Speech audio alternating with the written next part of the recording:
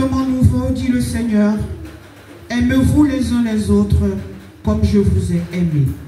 Alléluia. Alléluia, alléluia, alléluia. Alléluia, alléluia, alléluia. Alléluia, alléluia, alléluia.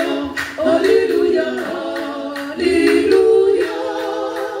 Alléluia, alléluia, alléluia. Alléluia, alléluia, alléluia.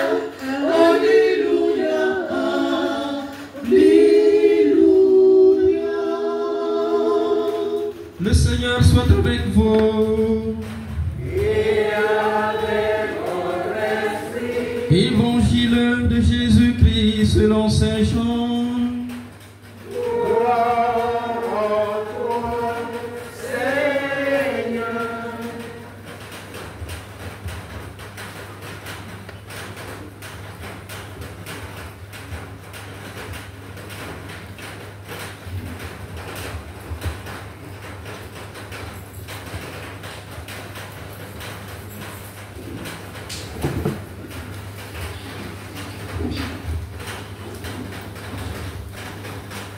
Au cours du dernier repas que Jésus prenait avec ses disciples, quand Judas fut sorti du cénacle, Jésus déclara: Maintenant, le Fils de l'homme est glorifié et Dieu est glorifié en lui. Si Dieu est glorifié en lui, Dieu aussi le glorifiera. Et il le glorifiera bientôt. Petits enfants, c'est pour peu de temps encore que je suis avec vous. Je vous donne un commandement nouveau. C'est de vous aimer les uns les autres. Comme je vous ai aimé, vous aussi aimez-vous les uns les autres.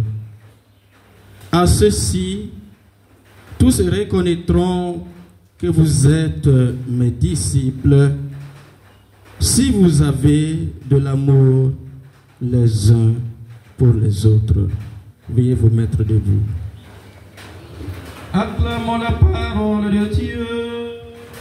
Louange à toi, Seigneur Jésus.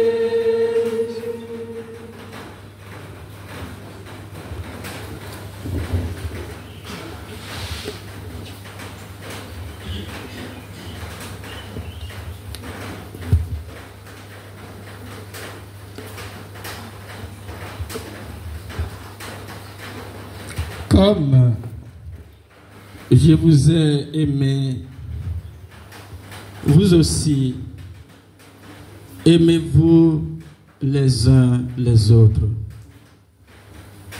Comme je vous ai aimé, vous aussi aimez-vous les uns les autres.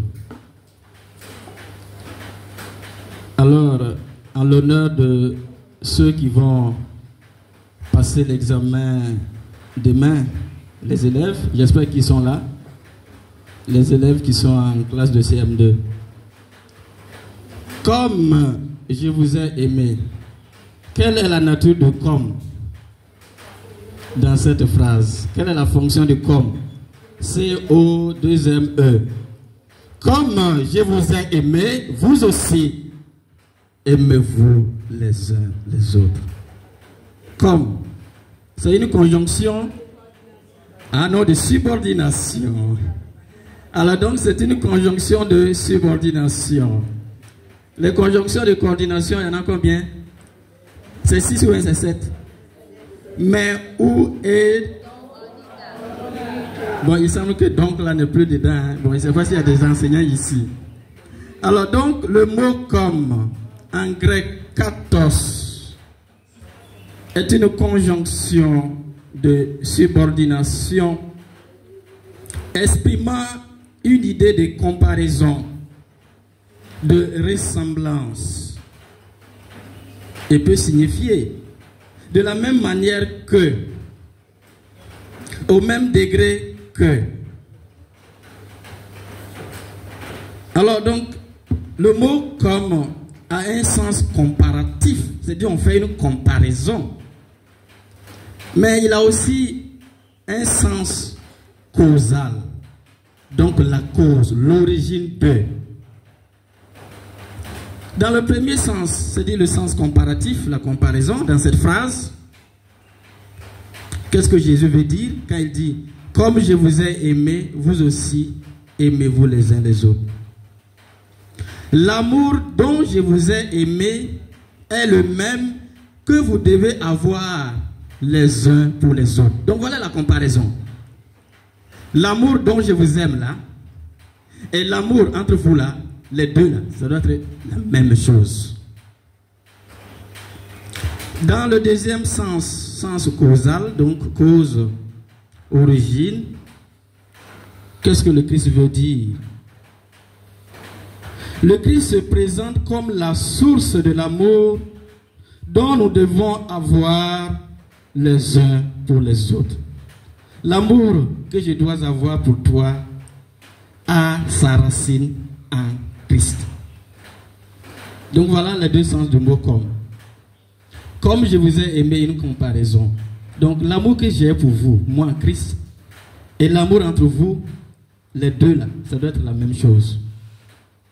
Et sens causal, c'est du cause origine. Votre amour les uns à l'égard des autres là a sa racine en moi, Christ. Donc, j'ai servi les élèves de CM2. Je pense qu'ils ont compris. Et peut-être nous aussi, ça nous a aidé un peu. L'amour du Christ ira jusqu'à la croix. C'est un amour qui donne tout. Désormais, l'unité de mesure de l'amour n'est plus soi-même, comme le disait le livre de Lévitique. Tu aimeras ton prochain comme toi-même. Mais Jésus-Christ lui-même, en communion avec le Père et l'Esprit Saint, c'est Jésus-Christ l'unité de mesure de notre amour les uns pour les autres. Alors une petite histoire. Le grand empereur romain Julien, que l'histoire de l'Église a surnommé Julien l'Apostat, à cause de sa haine viscérale pour les chrétiens qu'il a persécutés. Donc c'est autour des années 361-363. Il a persécuté les chrétiens. Alors le nom qu'on lui a donné, c'est Julien l'Apostat. Sa haine pour les chrétiens était liée, semble-t-il, à un fait malheureux qui a marqué son enfance. Alors qu'il n'avait que 6 ans, Julien vit les gardes du palais royal massacrer son père, son frère et d'autres membres de sa famille. Profondément choqué, il se demanda comment l'empereur Constance, qui se prévalait d'être un bon chrétien, pouvait ordonner une telle barbarie. Et à propos de cette histoire, le pape Benoît XVI affirma dans Deus Caritas Est, Dieu est amour. Donc le pape Benoît XVI disait ceci: le contre-témoignage de l'empereur disqualifia pour toujours à ses yeux sa personne et sa religion. Ils sont peut-être nombreux ceux qui, à tort ou à raison, à l'instar de Julien l'Apostat, rejettent le message évangélique à cause du manque d'amour des chrétiens. Parce qu'il s'est dit, toi, consent, tu dis que tu es chrétien. Tu aimes. Normalement, tu dois aimer comme ton Seigneur te l'a commandé. mais tu te permets de faire massacrer mon père, mon frère. Alors donc on pourrait se dire, beaucoup de chrétiens, beaucoup de personnes ne croient pas, n'acceptent pas notre message, peut-être à cause de notre manque d'amour. Est-ce qu'ils ont tort? Est-ce qu'ils ont tort? Parce que gardez en vue la dernière phrase de Jésus-Christ. Il dit, c'est en l'amour que vous aurez les uns pour les autres, que le monde vous reconnaîtra comme mes disciples. Le contre-témoignage de l'amour, hélas, est l'un des scandales les plus nombreux de tous les temps. Et le pape François, paix à son âme, disait ceci: l'amour est la carte d'identité de chrétien. C'est l'unique document pour être reconnu comme disciple de Jésus. Si ce document inspire et n'est pas renouvelé continuellement, nous ne sommes plus amis du maître. Fin de citation. Donc l'amour comme la carte d'identité de chrétien. Et la carte d'identité, il y a une date d'expiration, non? Je pense. C'est 5 ans, c'est 10 ans. Après, il faut les renouveler, non? Si tu ne renouvelles pas, et puis les policiers t'arrêtent, c'est toi qui as eu problème. Donc, nous, en tant que chrétiens, le pape nous dit que notre carte d'identité, là, c'est l'amour. Si pour toi, la date est passée, est dépassée, et tu n'as pas renouvelé, c'est que tu es là, mais tu n'es pas un chrétien, quoi. Bon, chacun doit se questionner, est-ce que ma carte est à jour? Est-ce que ma carte est à jour? Si ce n'est pas à jour, il faut la renouveler. Sinon, je ne suis pas chrétien. Je vous donne un commandement nouveau. Comme je vous ai aimé, vous aussi aimez-vous les uns les autres. En quoi ce commandement est nouveau? En quoi ce commandement est nouveau? La loi de Moïse disait déjà, tu aimeras ton prochain comme toi-même. Lévitique 19, 18. Et le Christ parle de nouveauté dans cette histoire. En quoi c'est nouveau? Ce qui est nouveau, c'est la mesure de cet amour. Ce n'est plus comme toi-même, mais comme je vous ai aimé, donc le Christ. En fait, c'est ça la nouveauté.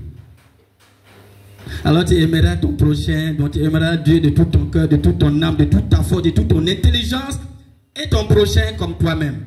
On le lit en Deutéronome, Lévitique en parle. Mais Jésus-Christ lui dit, c'est nouveau. Pourtant on en a parlé dans l'Ancien Testament. Mais la nouveauté réside dans le fait que ce n'est plus moi, l'unité de mesure de l'amour que je dois avoir pour toi, mais le Christ. Donc c'est là la nouveauté. Et comment Jésus nous a-t-il aimés?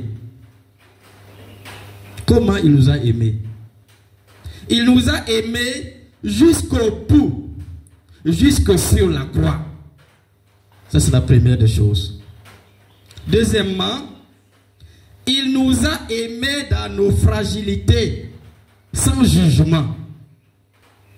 Il nous a aimés dans nos fragilités, sans jugement. Ah, nous les hommes, on aime tellement juger. On te juge, on te condamne, on te cloue. Ah, on est fort, hein? Lui, il nous aime dans nos fragilités. Parfois, quand nous, on veut aimer les autres, c'est voilà, dans sa force, dans ses qualités. Mais faiblesse, on n'aime pas ça. Non, non, non, non, non. Tes défauts, là, moi, il ne peut pas aimer ça. Hein? C'est plutôt tes qualités. Lui, il nous a aimés, même dans nos fragilités. Il nous a aimés le premier sans attendre que nous soyons dignes. Donc si le Christ est l'unité de mesure de notre amour, nous devons suivre ces trois manières d'aimer du Christ. Aimer jusqu'au bout.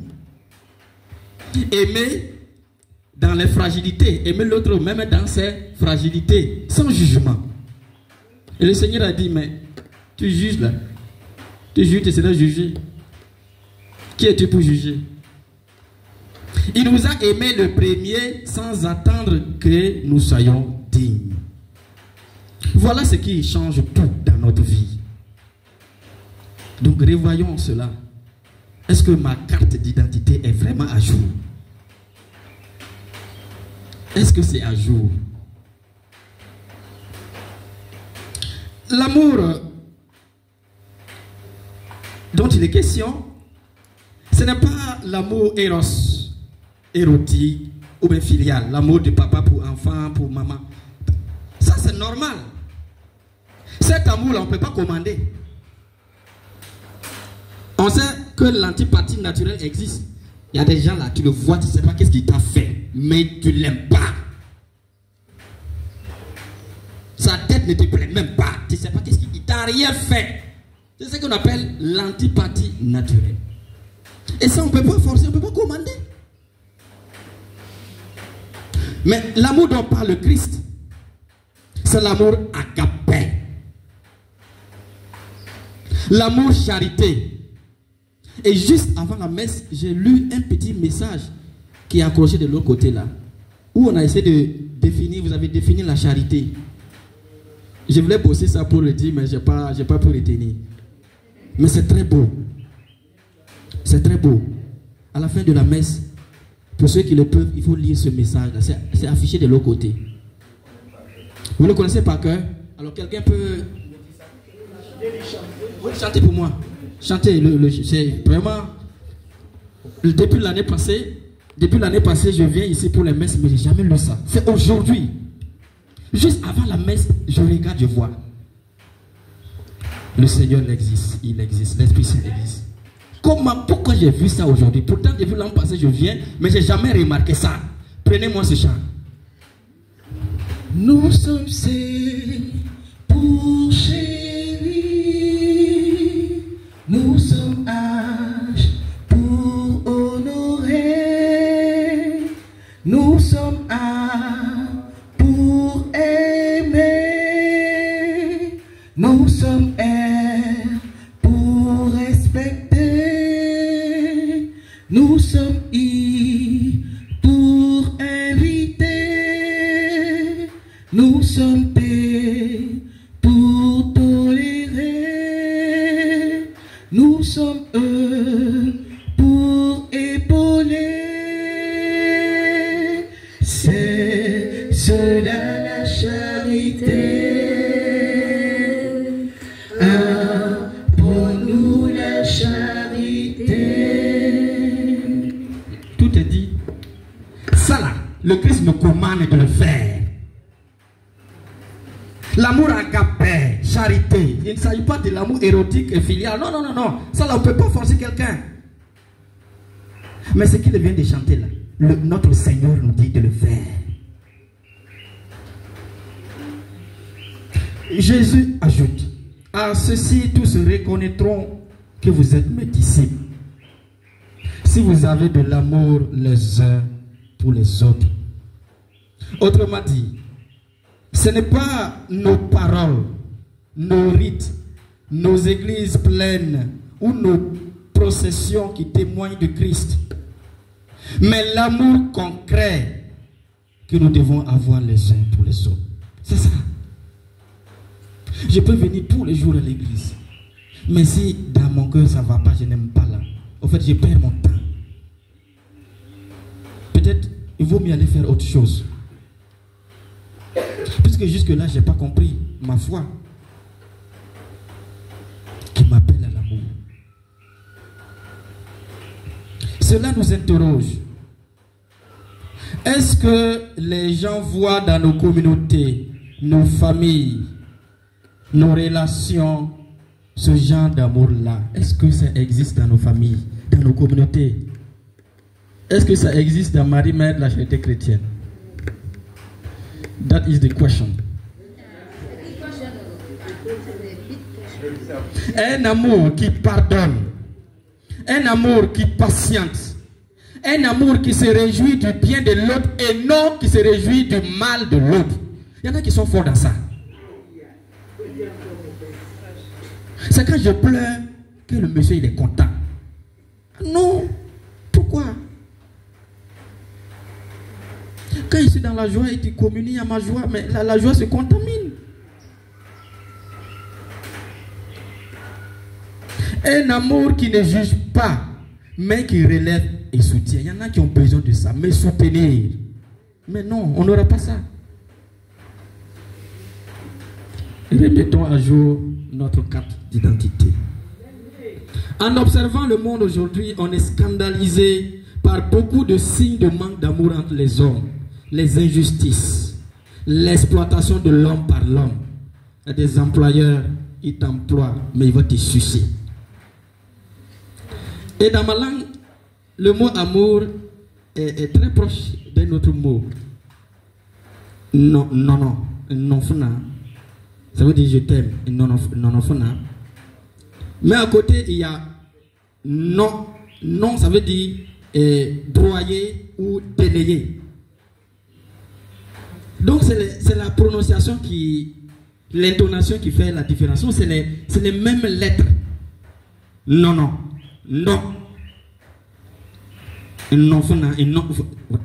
Quand on y réfléchit, c'est terrible. Donc il y en a, il t'exploite, il te délaie, il te broie pour lui-même. La confiscation des biens par une minorité au détriment des pauvres. La violation des droits humains. La recherche du pouvoir pour dominer au lieu de servir. Les guerres fratricides, le terrorisme, l'égoïsme, sous toutes ses formes, etc. La liste est longue. Et ce qui est dommage, parfois on retrouve des chrétiens dans ces scènes. Frères et sœurs en Christ, aimons-nous les uns les autres comme le Christ nous a aimés. Aimons-nous vivants. Aimons-nous vivants. Parce qu'en Afrique, on est fort dans ça. Quand tu meurs, ah là là là, le protocole est là. Et il faut suivre ça. Hein? Il faut suivre ça. Alors quand je venais le matin, celui qui me conduisait, il dit, mon frère, j'ai un problème. Parce que dans la famille dans ma belle famille, il y a funérailles. Je dois aller au village. Il dit, arrivé au village, normalement, en une journée, c'est fini, mais c'est 4 jours. La belle famille va te retenir. Ouais. Alors donc, c'est pour dire qu'en Afrique, là, c'est ça qu'on célèbre plus. On célèbre plus la mort que la vie. Frères et sœurs, aimons-nous vivants.